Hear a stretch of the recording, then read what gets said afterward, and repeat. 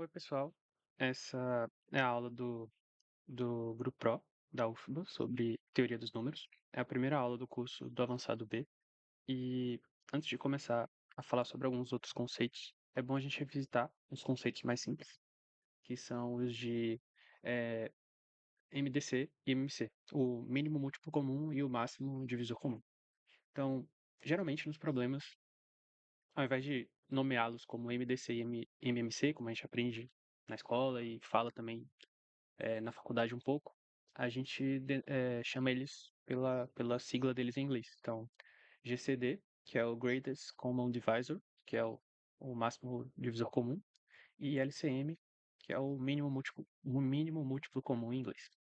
Então, além disso, a gente tem algumas propriedades, né, que são úteis aí quando vocês se depararem com alguns problemas. Talvez seja útil pensar nesses tricks aqui. Talvez alguns deles, mas como existem funções pré-definidas para calcular o GCD e, consequentemente, por conta dessa relação aqui de GCD de A e B vezes LCM de A e B é igual a vezes B, a gente também consegue calcular o LCM de A e B, né, utilizando essa propriedade, já que existe a função nativa do compilador aí do C++, acho que é a partir do 17, se não me engano, que já permite você chamar a função GCD para calcular o máximo divisor comum de A e B. Então, as propriedades aqui, algumas delas são que o GCD de A e B vezes o LCM de A e B é igual a A vezes B, e quando chegar no exemplo vai ficar mais fácil de visualizar isso, mas também é algo tranquilo de provar, é um conceito de teoria dos números bem tranquilo. O GCD de A e B é igual ao GCD de B com o resto da divisão de A por B, né? Então, isso aqui é de fato o algoritmo de Euclides para encontrar o, o GCD de dois números.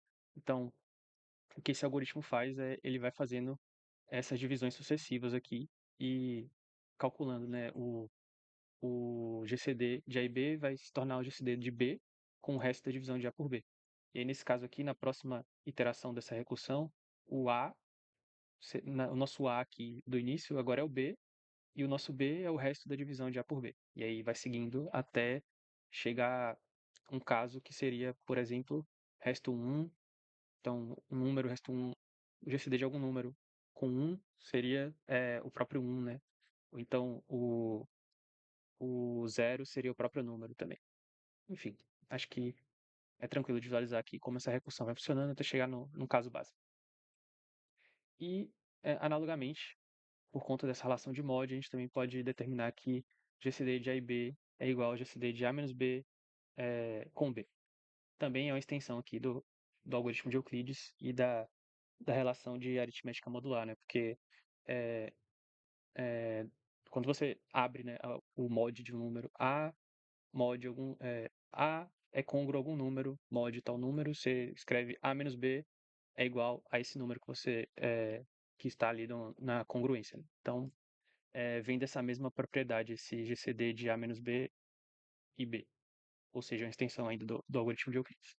Como eu falei, no exemplo ficaria mais fácil de perceber, e se a gente olhar aqui para os dois números, A igual a 48 e B igual a 180, e fatorar esses dois números, 48 é 2 elevado a quarta vezes 3, e 180 é 2 ao quadrado, vezes 3 ao quadrado, vezes 5. Então a gente quer o GCD desses dois números, que é 48 e 180. O GCD, nesse caso, se vocês olharem aqui, é pegar o primo com o menor expoente de cada um. Então, os primos que eles compartilham aqui são o 2 e o 3. Então, porque o 48 tem o 2 aqui na sua assinatura aqui dos primos, e o 180 tem o 2 aqui também. Porém, o menor expoente é o 2. Então, a gente pega o 2 ao quadrado. E eles compartilham também o 3. Então, a gente pega o 3. E o menor expoente seria 3 elevado a 1 aqui, que é o próprio 3. Então, a gente pega ele. E analogamente, para os primos que não aparecem na assinatura, é porque eles são elevados a zero, que daria 1, né? Então, o 5 de um lado do 180 tem 5 elevado a 1, e no 48 seria 5 elevado a zero. Então, analogamente aqui, a gente está pegando o 5 elevado a zero, que é 1, mas a gente pode omitir, né, por questão de simplicidade mesmo. Porque senão a gente teria que escrever aqui todos os primos elevados a zero e daria mais trabalho de visualizar como que isso está funcionando. Então, o GCD ele pode ser obtido dessa forma, dado a assinatura de primos, que é única, né, pelo teorema fundamental da aritmética, de um número. Então, esse é o GCD.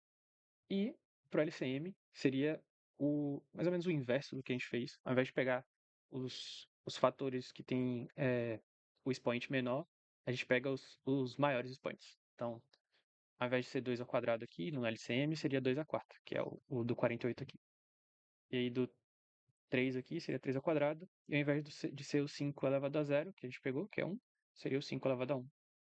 Então, é fácil de enxergar também por que isso funciona, porque se a gente está buscando um múltiplo comum, seria é, o maior número que eu consigo formar utilizando os fatores comuns desses dois números, né? Então, é, é isso que a gente está fazendo aqui. E, é, analogamente para o GCD, seria pegar o maior número, no caso, o LCM é o menor número que eu consigo formar com os fatores dos dois números, e para o GCD é o maior número que eu consigo formar com os menores fatores desses números, com os menores expoentes aqui. Espero que não tenha ficado tão confuso, mas é, é tranquilo enxergar uma vez que você vai escrevendo ali e percebendo por que a escolha é o menor e por que a escolha do, do LCM é o maior. É, só para deixar bem claro mesmo, porque se não fosse o maior expoente, ele não seria múltiplo de 48, que aí ficaria faltando um fator primo do 2 aqui. Se a gente escolhesse, por exemplo, 2 ao quadrado, não seria múltiplo de 48. Porque é impossível formar aqui com. Você não tem o 48 aqui. Então, eu posso tirar o 3 ao quadrado aqui e escrever 2 à quarta vezes 3 vezes 3 vezes 5. Que aí 2 à quarta vezes 3 é igual a 48. Então, é 48 vezes alguma coisa. Então, esse número é múltiplo de 48. Analogamente, eu posso tirar os fatores aqui do 2, que é 2 à quarta, eu escrevo como 2 ao quadrado vezes 2 ao quadrado vezes 3 ao quadrado vezes 5. E aí eu tenho 180 vezes 2 ao quadrado. E, novamente, se eu tenho 180 isolado, é porque esse número é um múltiplo de 180. Então, tem aqui só uma frase que deixa bem claro também tudo que eu já expliquei, que é o GCD é a interseção entre os expoentes dos primos, na fatoração entre os inteiros, e o LCM pega-se o máximo do expoente de cada primo. Ok. É, na prática, como falei, né, basta utilizar a função GCD, que tem no C++ 17 ou superior, e para LCM a gente tem o LCM também. Então, manualmente a gente implementa dessa forma, utilizando as propriedades que eu falei. Então, GCD de A e B, se o B for zero, retorna o A, como eu tinha falado anteriormente pelo algoritmo de Euclides de forma recursiva. Se não, retorna B, A mod B. E o LCM seria A sobre o GCD de A e B vezes B. Nesse caso aqui, a gente está fazendo a divisão primeiro para evitar o overflow, né? Multiplicar dois números para depois fazer a divisão poderia dar um overflow aí, dependendo do tamanho dos números. Ah, tem a complexidade aqui, né? Que é log do mínimo de A e B. Ok. E isso é visível porque a gente está sempre é, tirando, iterando aqui na recursão pelo menor elemento, né? Dado que a gente definiu que A vai ser sempre maior ou igual a B. Então, e se não for, é só trocar a ordem também. Não tem problema. GCD de A e B é igual a GCD de BA. E a gente entra em outro tópico, que é encontrar os divisores e fazer o teste de primalidade de um número. Então, a solução mais ingênua que qualquer um consegue pensar de cara é se você quer testar todos os divisores de um número, n, você vai verificar cada número de 1 até n e ver quem divide o n, né? Então, complexidade a gente tem complexidade linear, ou de n, mas a ideia aqui é trazer um algoritmo que seja mais eficiente em termos de complexidade. Então, a gente usa de uma propriedade, né? Se a gente tem um número d e d divide n, então a gente também tem que n sobre d divide n da mesma forma. Ou seja, ao menos um dos dois é menor. Então, n sobre 2 também é, e ao menos um dos dois é menor ou igual a raiz de n. Essa parte do raiz de n é o que vai permitir que a gente otimize o algoritmo de fato, que a gente não vai precisar percorrer n fatores. Por quê? Porque todos os números eles possuem seus fatores até seus divisores até no máximo raiz de n. É só, no caso, seus divisores utilizando essa técnica, que se D divide, então N sobre D também divide. Porque nesse caso, o próprio N também divide ele mesmo, né? Então, é tranquilo de perceber isso. Aí, o que a gente vai otimizar é, dessa forma, a gente pode encontrar os divisores aos pares, que a gente vai iterar somente até a raiz de N, ao invés de ter que iterar até o N. Então, o algoritmo deixa de ser linear e passa a ser de complexidade piso da raiz de N. Então, como que isso funciona na prática? A gente vai retornar um vetor, que são os divisores do número n. Inicialmente, a gente começa com um vetor vazio. E para cada número, começando em d, que é igual a 1, indo até d vezes d menor ou igual a que n, que é a mesma coisa que d menor ou igual a raiz de n, que aqui é d ao quadrado, passando o quadrado para o outro lado seria a raiz. Então, se n divide d, você coloca d nesse vetor, que é um divisor. E se d é diferente de n sobre d, ou seja, não é um número quadrado perfeito, no caso 6 vezes 6, que seria 36, que é um número que tenha uma raiz quadrada exata inteira,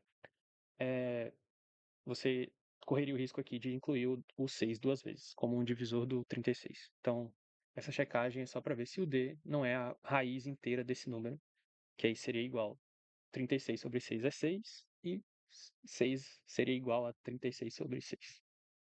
Então, para evitar colocar o mesmo fator duas vezes aqui, repetido.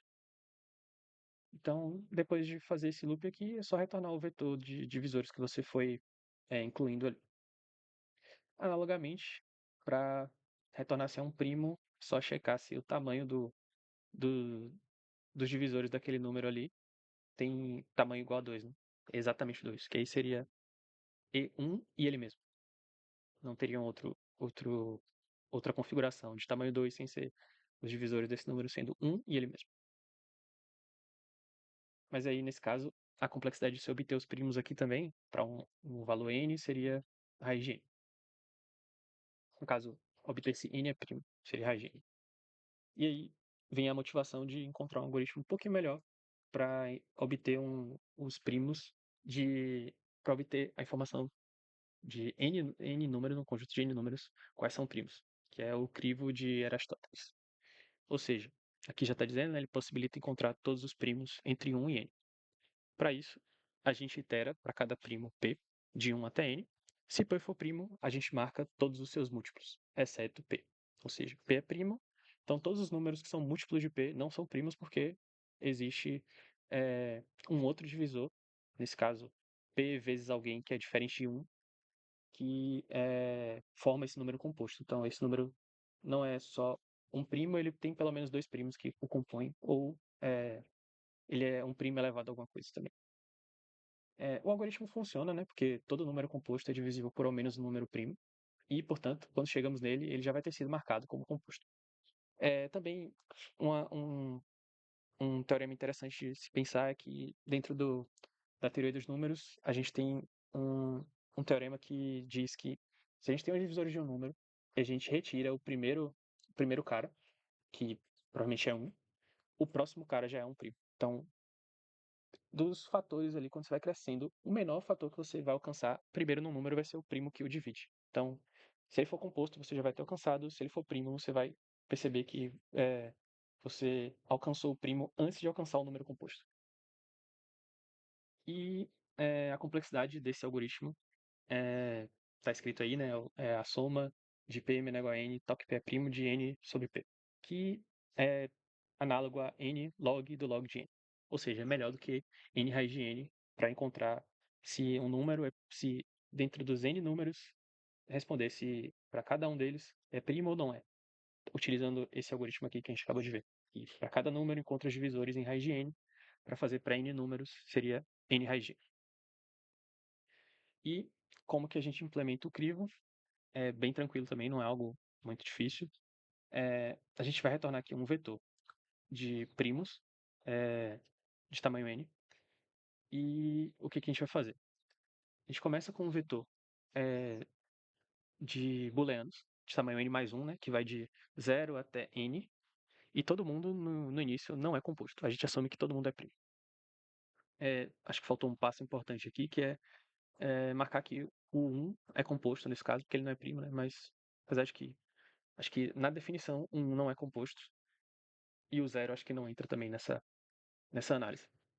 Mas ok, a gente começa com acho que não tem problema, porque no loop aqui a gente vai retornar só o vetor P, né, de inteiros, que está na linha 3 aqui do código, que são os números primos, né? Então esse composto aqui é só para auxiliar a gente. A gente começa no 2 e vai até n, mais, né? E se o número é composto, eu não preciso fazer nada, porque ele já está marcado como composto, eu não vou adicionar ele no meu vetor de resposta P. Se ele não é composto, então ele é primo, porque eu não removi nenhum fator primo dele antes, baseado no teorema que eu falei anteriormente e na ideia de que se você visita um número pela primeira vez, ele é um fator primo, e aí você marca todos os números que são múltiplos desse primo, porque eles são, nesse caso, compostos. Então, eu marco ele como primo aqui, né? Coloco ele no meu vetor de primos, que é a resposta. E começando do. Na verdade, eu poderia começar aqui de i vezes i ao quadrado, mas tudo bem, pode começar de 2 vezes i também, não tem problema. É porque se você assumir que você vai ter eliminado todos os primos menores do que i, ou seja, se você chegou em i, os outros múltiplos de, de i, que são múltiplos por outros primos, tipo 2, 3, 5 e tal, e aí você está lá no 7, você não precisa marcar ele de novo, né? Você não precisa visitar ele de novo, você pode começar do 7 ao quadrado já, do 49. Mas enfim, não tem problema. Vocês vão ver que na demonstração prática aqui do crivo vai começar do i ao quadrado. Mas ok, começando aqui do 2i, e aí a gente vai dando saltos de tamanho i, que é o tamanho do nosso primo, né? Então, vai começar 2i, vai para 3i, 4i, 5i, 6i, até estourar aqui o tamanho do número máximo que a gente está analisando. E aí a gente vai marcando esses números como compostos. Quando terminar aqui, eu vou para o próximo número que não é composto. Se ele não é composto, ele vai ser primo e faço a mesma coisa. No final, eu retorno o vetor P, que vai conter os primos entre 1 e n. Como que funciona na prática, né? Então, na prática, a gente tem esse vetor aqui, né, de 40 elementos, de 1 até 40. Esse daqui é o nosso composto. Na verdade, vamos denominar de outro jeito, porque vermelho seria marcar como falso e verde seria marcar como verdadeiro. Então, vamos denominar como é primo. Então, se o número é verde, ele é primo. Se o número está vermelho, ele não é primo. O nosso caso base é que 1 a gente tem certeza que não é primo, porque já é definido isso. E a gente começa do 2 porque é o menor primo que a gente conhece. Então, tranquilo até aí. Até porque no nosso algoritmo aqui, o i que começa aqui é o 2. Ok. Então, o primeiro número que a gente vai visitar vai ser o 2 e ele não é primo. E ele é primo, no caso. Ele não está marcado como composto. Então, se ele é primo, a gente marca ele de verde e vai marcar todos os primos, todos os múltiplos dele, como não primos, porque eles são compostos. E aí, como eu falei, a gente está aqui no 2 e a gente pode começar do 2 ao quadrado, que é o 4. E aí vai dando esses saltos. Mais i, mais i, mais i, mais i, mais i. E marcando os números como compostos. Então, começou aqui do 4, vai dando saltos de tamanho 2 e vai marcando os números como compostos. Vão ter momentos, né, que esses números vão se... Você vai, eventualmente vai repetir algum número, né? Tipo o 12 aqui, na hora que a gente for eliminar os fatores do 13, o 12 já vai ter sido marcado pelo 2, mas 2 também, o 12 também é múltiplo de 3, né? De 3. Então, isso não tem problema. E aí, terminou de marcar os múltiplos do 2. O próximo que a gente vai analisar é o 3, e ele não está marcado como composto, então ele é primo, a gente marca ele de verde e elimina os múltiplos dele. Então, a gente começa do 3 ao quadrado aqui, que é o 9, porque os outros aqui, todos que estão antes, né, entre ele e o 9, são múltiplos de 2 e a gente eliminou. E aí agora dou saltos de tamanho 3, né? Então 9 para o 12, vou para o 15, 18, 21, 24, por aí vai, né?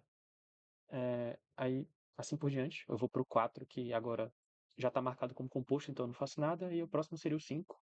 Eu marco os múltiplos de 5, começando aqui do 25. Acho que só tem 25 e 35 para marcar, porque os outros aqui também são múltiplos de 2. Aí o próximo seria o 7. 7?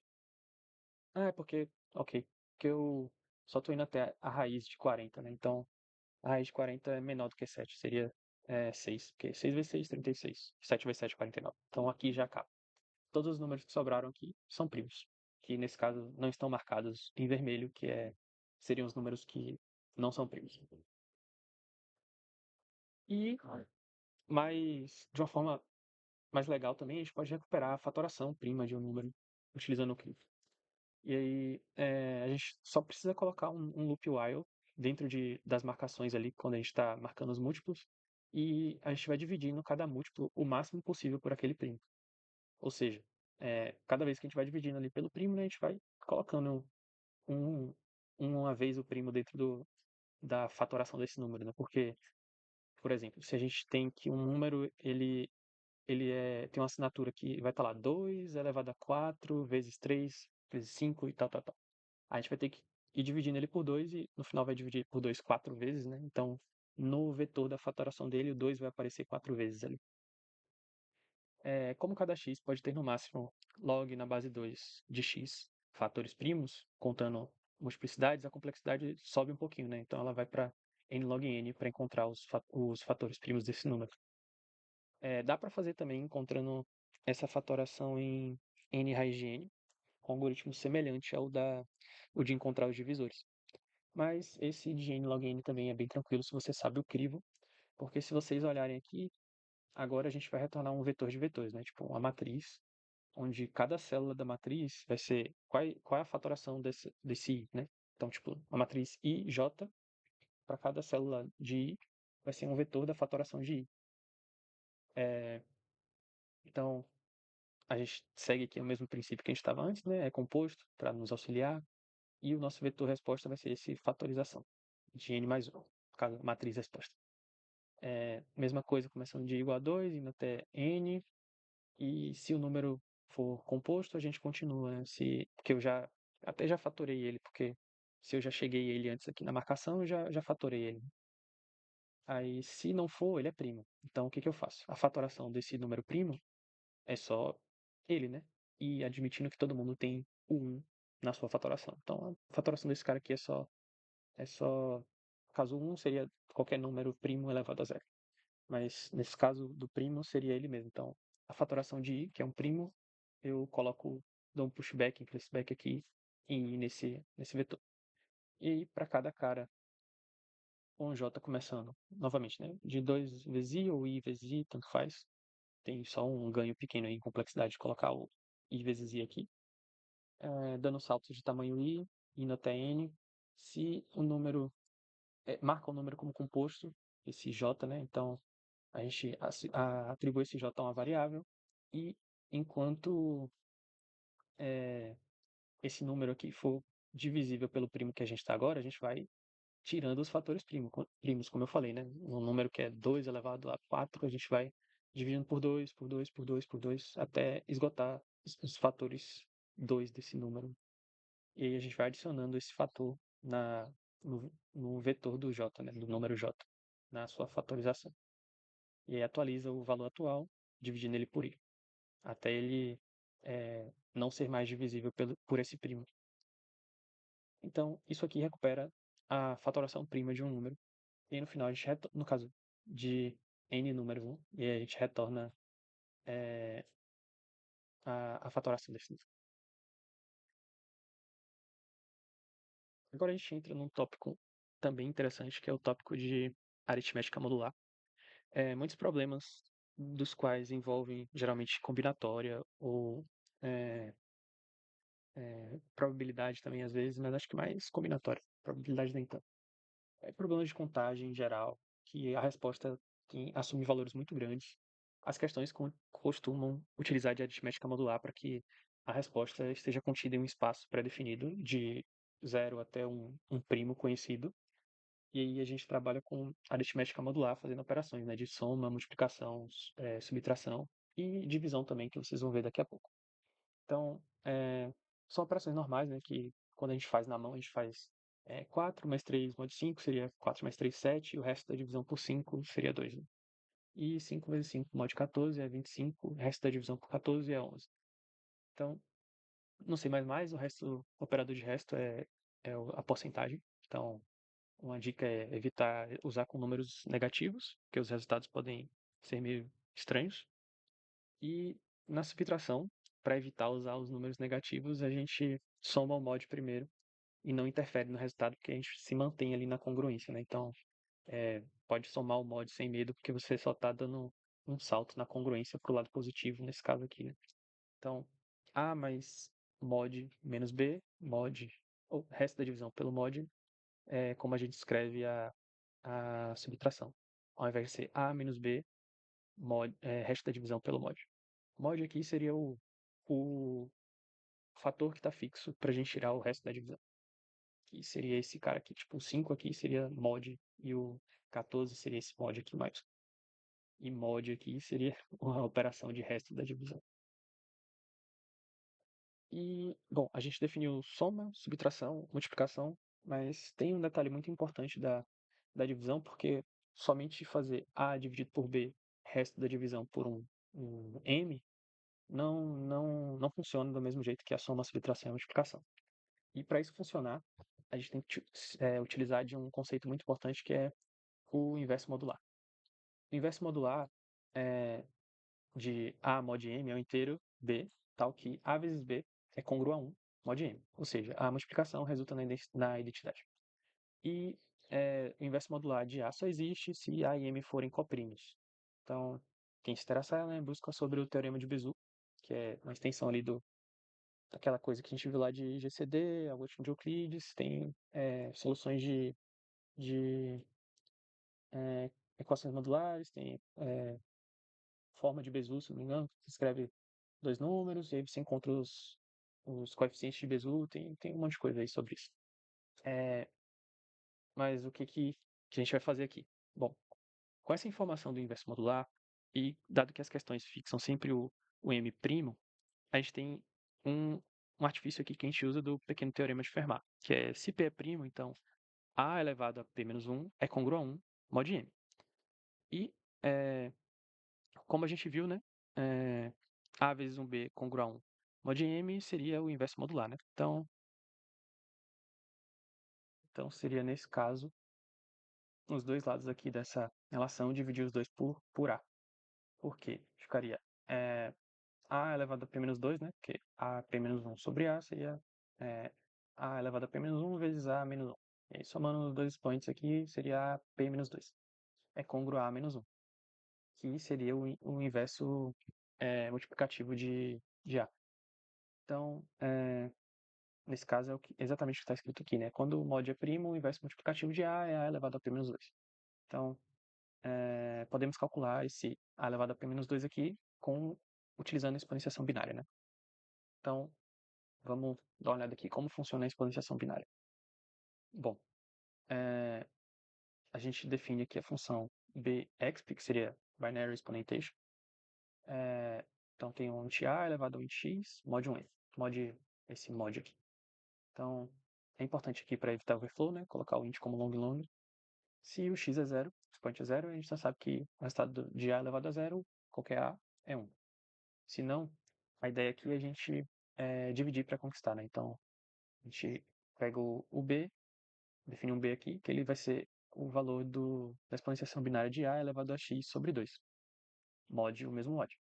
E se esse x for par, o resultado é b vezes b mod. Se ele for ímpar, o resultado é a, que é um fator a mais de a, b vezes b mod. E mod de novo, né? Porque a gente está multiplicando duas vezes. Então, esse algoritmo simples aqui, ele resolve a exponenciação binária em log de n, ao invés de fazer ela recursiva linear, vezes a, que seria do tamanho do x aqui. E para calcular o inverso modular de um número, né?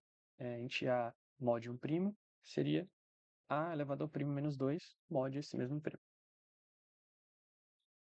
E aí vem uma questão legal aqui, que a gente usa inversos modulares, né? Porque o inverso modular é tipo, o inverso modular de k é k menos 1, né? Então, como a gente viu aqui, né? O inverso modular de a menos 1, né? Que é 1 sobre a, seria a p menos 2. Então, para calcular o inverso modular aqui nesse caso, que a gente vai precisar, já que a gente está tratando k fatorial elevado a menos 1, seria 1 sobre k fatorial, a gente vai usar um trick aqui que é pré-calcular o fatorial e pré-calcular o inverso fatorial e o inverso No caso, calcular o fatorial e calcular o inverso fatorial mod o primo também. Então, como tem aqui, né? Várias vezes vai ser necessário em problemas de combinatória calcular o inverso. Mod P de um fatorial, n fatorial. Por exemplo, nesse n escolhe k para mod P é igual a n fatorial vezes, no caso, sobre k fatorial vezes n menos k fatorial. Esses dois aqui seriam embaixo, né, da divisão, mod 1P. Então, como que a gente calcula isso? A gente vai precisar de alguns vetores auxiliares aqui para a gente guardar as respostas, que são o fatorial de todos os números de 1 até n, e 0 também, né, que o fatorial de 0 é 1, que a gente já define aqui na linha 2, e o inverso fatorial também desses mesmos números. Então, como que a gente calcula aqui? A gente já pré-calcula os fatoriais, que é bem tranquilo, né? Começando em 1, o fatorial de um número é igual a i vezes o fatorial do número anterior. O mod que a gente está tratando aqui, que seria o primo. E o inverso fatorial de n, nesse caso, é o mod inverso do fatorial de n. Então, assumindo que modular inverso aqui faz o que a gente falou antes, né? Que ele vai elevar esse número que está aí, fatorial de n, a p menos 2, p sendo o primo. Que aí vai encontrar o inverso modular desse número. Ok? E aí fez isso, a gente vai só precisar fazer esse loop aqui, que pode parecer meio confuso, porque a gente está vindo do n-1 até o zero. E aí a gente define que a nomenclatura aqui está meio alternada também, era para ser inv-fact, né? Tá aí fact. Mas tá. O que ele está fazendo aqui? Basicamente, o que ele está fazendo é o i fatorial, o inverso modular de i fatorial é igual a 1 sobre i fatorial, correto? Então, se o inverso fatorial de i fatorial é 1 sobre i fatorial, então isso é a mesma coisa de dizer que é 1 sobre i mais 1 fatorial vezes i mais 1 fatorial. Ou seja, seria mais ou menos assim. Deixa eu desenhar um pouquinho aqui, que talvez fique melhor para entender.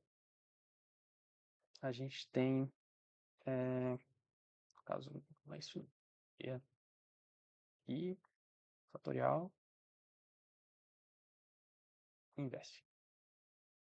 Então, isso aqui é a mesma coisa de 1 sobre i fatorial, que é a mesma coisa de, eu vou multiplicar aqui em cima por i mais 1 fatorial, pode ver aqui que é um i. Então, isso aqui embaixo fica i mais 1 fatorial, porque, desculpa, aqui não é fatorial não, fatorial é só embaixo. Por quê? Porque se eu abrir esse fatorial, né, eu tiro o i mais 1 e fica i fatorial. 1 sobre i fatorial vezes i mais 1, e aqui vai ficar vezes i mais 1. Então, eu posso cortar os dois i mais 1 aqui e volta a ser i 1 sobre i fatorial. Então, a gente está usando isso aqui. Então, como a gente tem isso aqui, vamos dar uma olhada aqui no código que dá para perceber.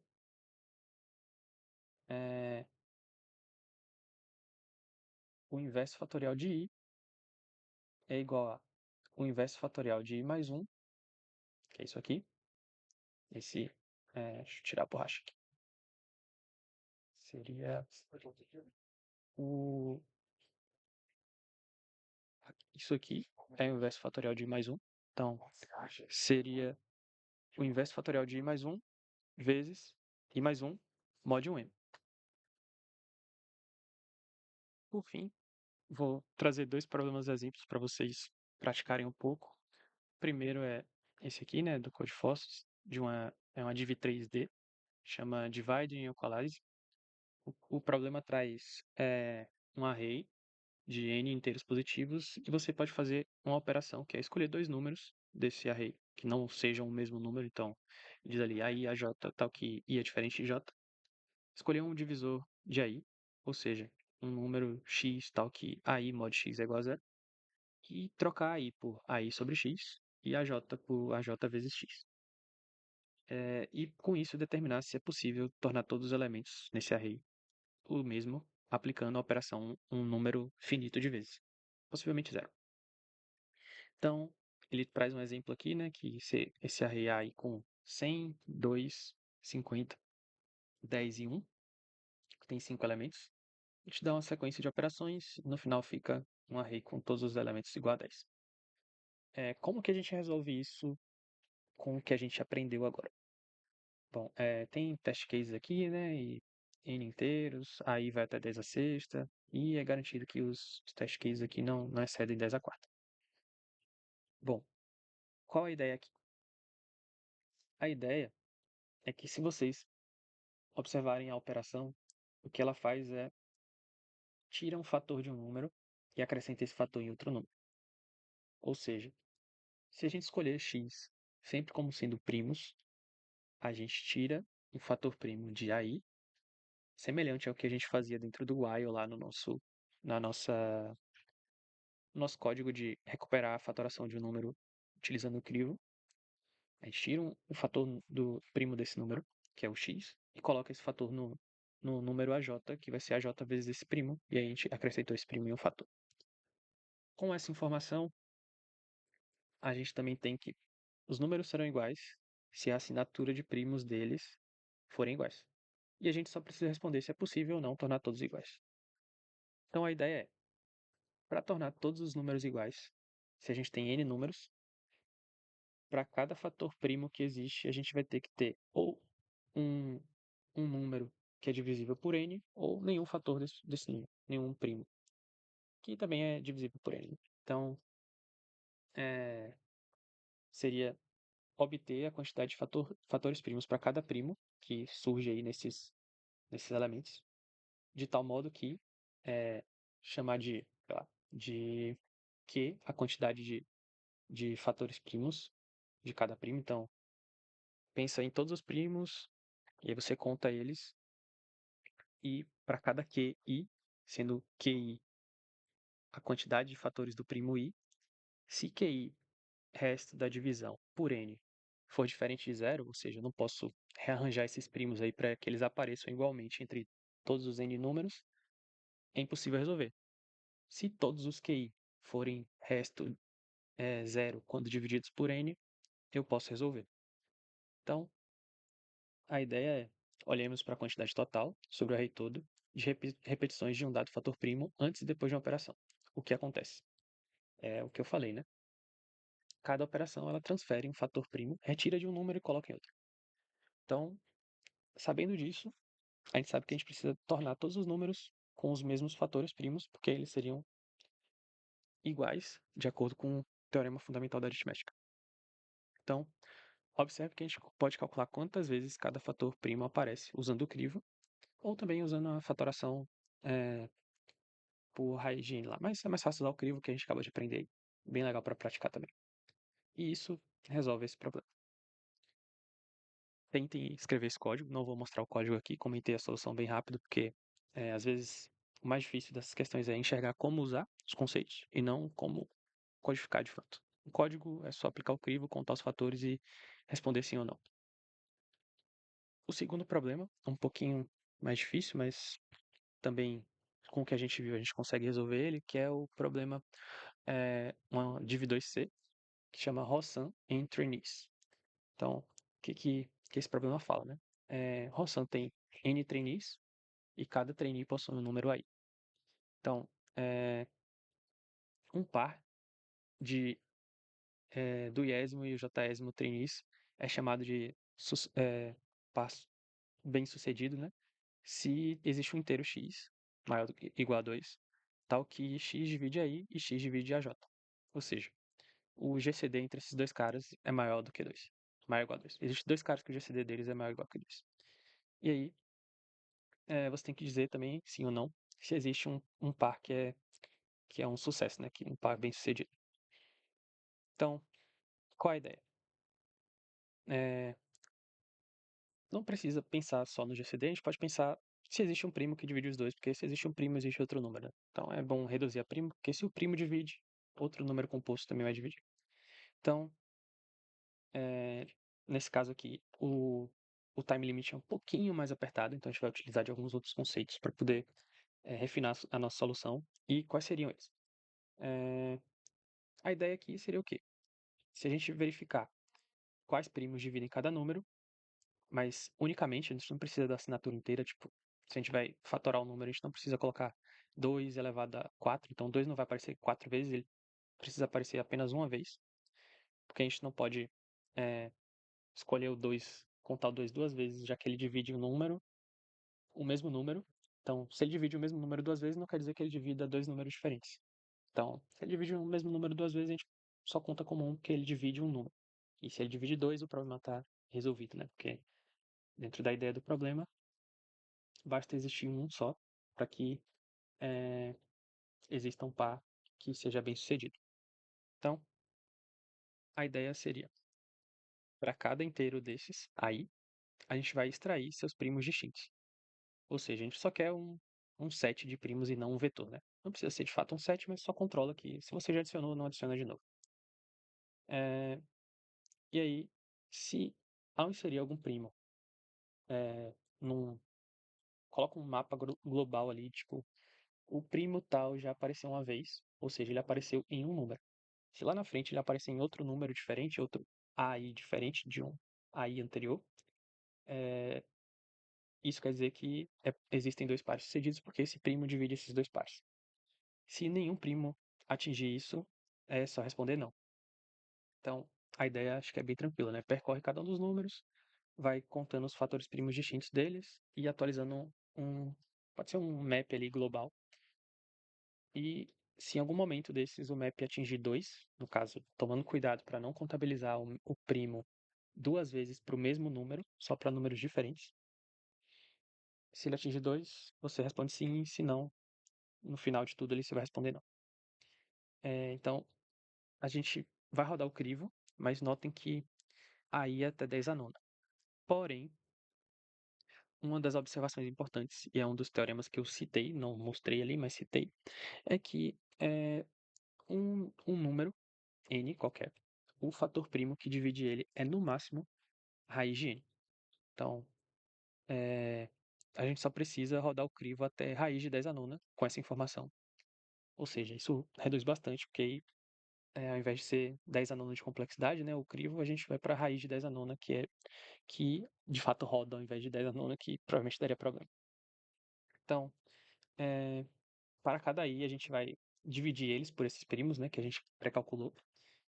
E, ou seja, a gente não vai considerar duplicidade, né? Se o primo divide o número que a gente está olhando agora, a gente retira todos os fatores e vai para o próximo primo.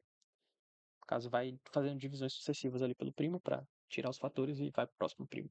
Para poder analisar se o próximo primo também divide e vai contabilizando no map geral. Então, se após essas divisões o AI ainda for maior que 1, esse resto é um primo que a gente também vai ter que contar, né? Ou seja, se a gente fez ali as divisões sucessivas e não deu zero no final, é porque sobrou um número ali que é um primo e a gente vai e coloca ele no nosso map também. E isso reduz a complexidade, né? A gente não vai precisar utilizar de algo que seria n raiz de n ou n log n, porque não passaria nesse caso aqui, que é 10 a quinta vezes 10 a nona, log de 10 a nona ou raiz de 10 a nona, provavelmente não passaria. Mas vamos às observações nessa questão. Ou seja, existe um primo, um x maior igual que 2, que divide dois elementos. Se só se existe um primo que divide dois ou mais elementos. Foi a primeira observação que eu falei.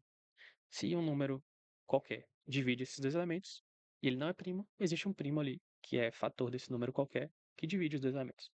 Então, a ideia é obter os primos que dividem que elementos com crivo e contar. Se um primo aparecer duas vezes, é porque é possível que existe um par de sucesso ali nessa questão e a gente responde yes. Do contrário, a gente responde não. É bem tranquila a questão, é só manipular um pouquinho ali as divisões sucessivas que a gente faz dentro do crivo e ter o cuidado, como eu falei, de não contar o mesmo fator primo dentro de um mesmo número. Só conta ele uma vez para cada número. Se ele de fato divide o número. E é isso. Esse é o conteúdo de teoria dos números. É uma parte mais introdutória, tem mais coisas que vocês podem pesquisar, como teorema chinês do resto, é, fast primes, algoritmos de tipo encontrar se o número é primo mais rápido, dentre outras coisas que tem muitos blogs por aí, principalmente no CP Algorithms, que podem ajudar bastante vocês. É isso.